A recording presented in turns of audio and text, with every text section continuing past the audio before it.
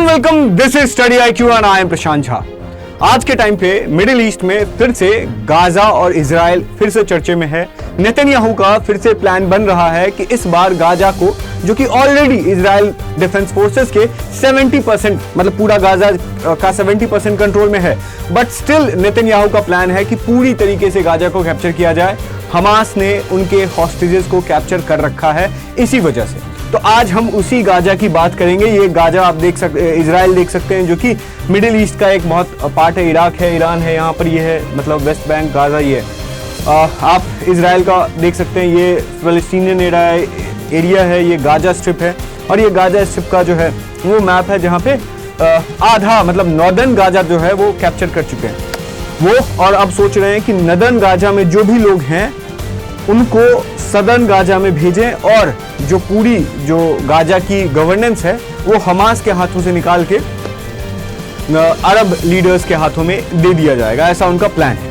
पर आज हम इस गाजा की बात नहीं करेंगे। आज हम बात करेंगे इस गाजा की जहां पर 61,000 लोग मारे गए हैं। हम बात करेंगे इस गाजा की जहां पे 1.5 लाख लोग जो हैं वो घायल हो चुके हैं। हम इस गाजा की बात करेंगे जहां पर 90% लोग जो हैं, जो कि गाजा की पॉपुलेशन बहुत कम है, 2.5 लाख लोग जो हैं वहां पे 2.3 मिलियन लोग जो हैं वहां पर हैं, जिसमें 90% लोग जो हैं वो अपने घर से बेघर हो चुके हैं, जहां पर 70% जो घर है वो डिस्ट्रॉयड हो चुका है। ऐसा गाजा का हाल है। हम इस गाजा की बात करेंगे जहां पर बच्चे भूख से मर रहे हैं, हॉस्पिटल डिस्ट्रॉय कर दिया गया है, और इंफ्रास्ट्रक्चर का तो हाल आप देख ही सकते हैं। पानी की भारी किल्लत है वहां पर। ह्यूमैनिटेरियन एड तक नहीं पहुंच पा रहा है। हम इस गाजा की बात करेंगे, पर इस गाजा की बात करने से पहले आप देख सकते हैं यहाँ पर नेतन्याहू का प्लान है, इसको डिस्कस करेंगे। अगर आपको इसी तरह से वीडियो चाहिए तो आप आस्क प्रशांत 03 टेलीग्राम चैनल पर ज्वाइन कर सकते हैं। आप ही का है, कम्युनिटी बना रहे हैं जिसपे ऐसे ही आपको यूपीएससी से रिलेटेड और भी जो करंट अफेयर्स हैं उसके नोटिफिकेशंस मिल जाएंगे, एंड शॉर्ट एंड क्रिस्प तरीके से आपको जो है वो समझाया जाएगा। उसके बाद आप देख सकते हैं कि ये पीजे रिपोर्ट्स करके एक चैनल हमने शुरू किया है, इसका इनिशिएटिव है, जिसमें अब जैसे इसमें केस स्टडी करते हैं तो हम इसमें जो है वो करंट अफेयर्स से रिलेटेड जो है वो चीज़ें करेंगे, और डेली अपडेट आपको यहाँ पर मिलता रहेगा। तो जाइए इस चैनल को सब्सक्राइब कीजिए। अब वापस अपने टॉपिक पर अगर आए तो क्या है नेतन्याहू का प्लान। नेतन्याहू जो ऑलरेडी कभी ईरान के साथ उलझे हुए रहते हैं, कभी अरब्स के साथ उलझे रहते हैं, तो मतलब क्या है प्लान। और ये जो प्लान है ना पूरा, वो ये है कि गाजा सिटी का कंप्लीट कॉन्क्वेस्ट करने का, और ये मतलब उनकी तरफ से पहला स्टेप होगा हमास को लेकर के। हमास ने, हम जानते हैं, अक्टूबर 7 में इजराइल की बहुत ज़्यादा बॉम्बिंग की, जिसकी वजह से, और उस टाइम पे जो है वो 250 लोगों को कैप्चर कर लिया गया था।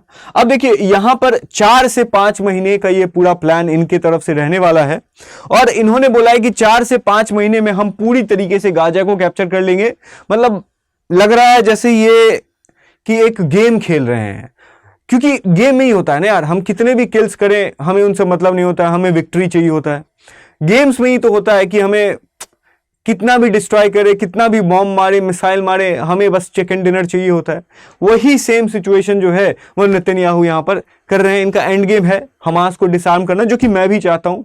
हमास मेरे अकॉर्डिंग जो है वो एक तरीके से, खैर इंडिया नहीं मानता है इस चीज़ को, पर इजराइल की तरफ से बोला जाता है कि हमास को आप टेररिस्ट ऑर्गेनाइजेशन बनाइए, बट अभी तक इंडिया ने इस चीज़ को अग्री नहीं किया। पर हाँ, वो टेररिस्ट ऑर्गेनाइजेशन जैसा काम करता है और टेररिस्ट ऑर्गेनाइजेशन है। अब देखिए सिचुएशन ये है कि ये कहते हैं कि पूरा गाजा को, अब देखिए गाजा में जो हमास का कंट्रोल है ना, वो ऐसा है कि इजराइल डिफेंस फोर्स जान ही नहीं पा रही है।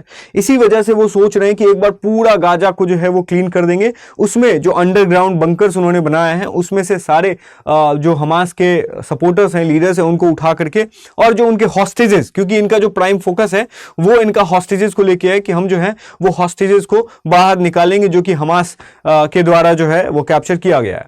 अब देखिए ये प्लान नेतन्याहू का बहुत दिनों से था, लेकिन अभी रिसेंटली क्या होता है कि इजराइल की सिक्योरिटी कैबिनेट कमिटी जो है वो इस प्लान को परमिशन दे देती है। पर सिक्योरिटी कमेटी के परमिशन से ज्यादा जिसकी परमिशन की जरूरत होती है वो डोनाल्ड ट्रंप है, और डोनाल्ड ट्रंप भी एक तरीके से यूएस का भी इजराइल को, यूएस का नेतन्याहू को एक तरीके से कंप्लीट परमिशन मिल चुका है, जो कि अभी भी एम्बिगुअस है, बट इनको लगता है कि उन्होंने दे दिया। और मुझे लगता है कि यार यूएसए जैसा हिपोक्रेट कंट्री जो है वो दुनिया में बहुत कम ही होते हैं। अब देखिए सिचुएशन ये है कि इसका दो लोग सपोर्ट कर रहे हैं, ठीक है, नेतन्याहू खुद और आईडीएफ के जो सिक्योरिटी कमिटी मीटिंग में उनको सपोर्ट किया गया, और डोनाल्ड ट्रंप ऑफ कोर्स। लेकिन अगेंस्ट कौन कौन है?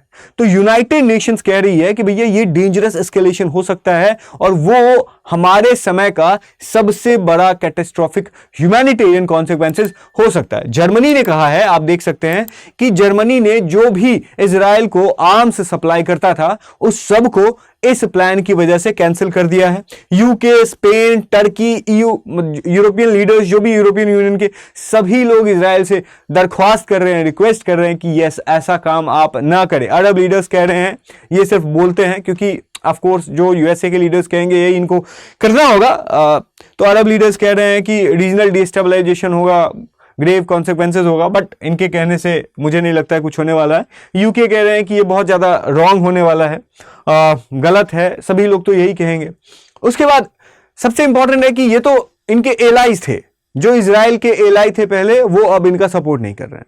पर अगर डोमेस्टिक ऑपोजिशन की बात करें तो इनके चीफ ऑफ आर्म्ड फोर्सेस, जो आईडीएफ के चीफ हैं, चीफ ऑफ आर्मी स्टाफ जो हैं, इनका नाम है लेफ्टिनेंट जनरल इयाल जमीर, वो तक इस प्लान को अग्री नहीं करते हैं। सोचिए कि आपके चीफ ऑफ आर्मी स्टाफ ही जो आप आर्मी के द्वारा कराना चाहते हैं उसी को अग्री नहीं करते हैं। अब बात आ रही है कि इनको जो है वो हटाया जा सकता है, वो ये नहीं सपोर्ट कर रहे हैं। उसके बाद जिस हॉस्टेजेस को वो बाहर निकालने की बात करते हैं इजराइल, वो हॉस्टेज के खुद फैमिली वाले नहीं चाहते हैं कि ये प्लान किया जाए, क्योंकि उनको डर है कि इस वजह से जो बहुत सारे हॉस्टेजेस मारे गए थे, और बहुत मतलब दयनीय विजुअल सामने आया था एक हॉस्टेज का, तो उनके हॉस्टेजेस का फैमिली का ये कहना है कि इससे जो है वो हॉस्टेजेस को कंप्लीटली मारा जा सकता है। और क्यों, मतलब क्या ही रीजन होगा उनको नहीं मारने के पीछे, क्योंकि पूरा कंप्लीटली जो है हम सफाया कर देंगे। तो ऐसा उनका प्लान है। कुछ जो खुद मिनिस्टर्स हैं वहां पे, वो इस प्लान को लेकर के अग्री नहीं करते हैं। अब देखिए जो सबसे बड़ा यहाँ पे विलेन है ना, वो यहाँ पे हमास है। इजराइल तो है ही, हमास भी है। हमास ने अक्टूबर 7 में 251 लोगों को कैप्चर किया था। 251 लोग सिर्फ इजराइल के नहीं थे, 40 कंट्रीज से, अलग अलग एथनिसिटी से इन 251 लोगों को हॉस्टेजेस बनाया गया था, जिसमें 148 लोगों को रिलीज कर दिया गया। और अब भी गाजा के कंट्रोल में 50 लोग हैं, जिसमें इजरायली इंटेल ऑफिशियल्स का कहना है कि 27 लोग जो हैं वो मारे जा चुके हैं। और ये लोग जो हैं वो कौन लोग हैं? चाहे तो सोल्जर्स हैं, चाहे वो सिविलियंस हैं, या फिर नेशनल्स हैं किसी कंट्री के। और इसमें जो एक बहुत डरावनी और बहुत ज्यादा दिल को दहला देने वाली जो विजुअल आई थी, वो इनकी आई थी। देख सकते हैं आप किस तरीके की सिचुएशन है, इनके बोन्स दिख रहे हैं।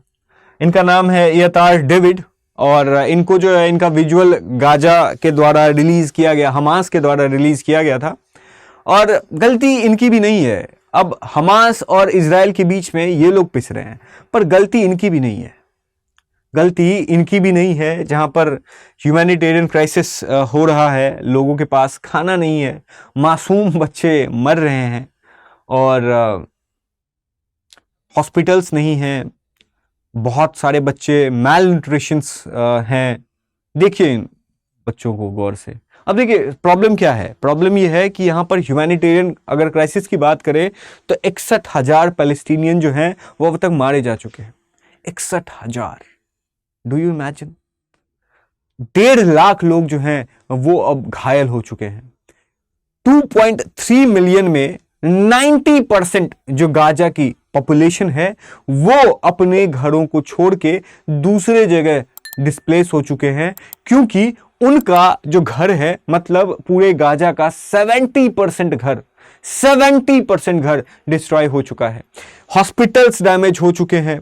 उसके बाद जो मेडिसिन हैं वो अवेलेबल नहीं कराया जा रहा है।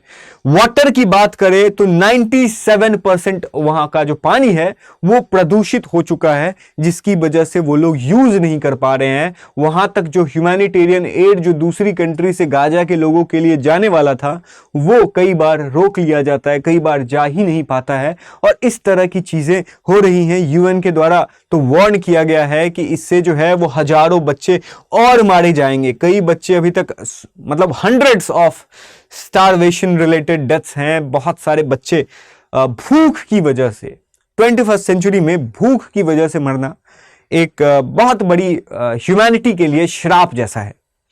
अब देख सकते हैं किसका गलती है इसमें, किसका गलती है? क्या इन इजराइल में रहने वाले ज्यूस का गलती है, या फिर वहां पे इस्लाम को फॉलो करने वाले लोगों का गलती है, या फिर इजराइल के नेतन्याहू और गवर्नमेंट का गलती है, या हमास का गलती है, या डोनाल्ड ट्रंप का गलती है? किसका गलती है? आप नीचे कमेंट सेक्शन में जरूर बताइएगा, क्योंकि अभी दुनिया का ध्यान गाजा के ऊपर नहीं है। आपका और मेरा ध्यान तो रहना ही चाहिए। बाकी मैं मिलता हूं आपसे नेक्स्ट किसी वीडियो में। और मैं बार बार जो ओपिनियन देने की बात करता हूं उसके पीछे का कारण है कि मैं चाहता हूं कि आप अगर ओपिनियन देंगे तो इससे दुनिया को भी पता चल पाएगा कि हमारा स्टैंड क्या है। तो let the world knows what India thinks. फिर मिलता हूं आपसे नेक्स्ट वीडियो में, तब तक के लिए थैंक यू सो मच और कीप लर्निंग। और भाई हैप्पी रक्षाबंधन।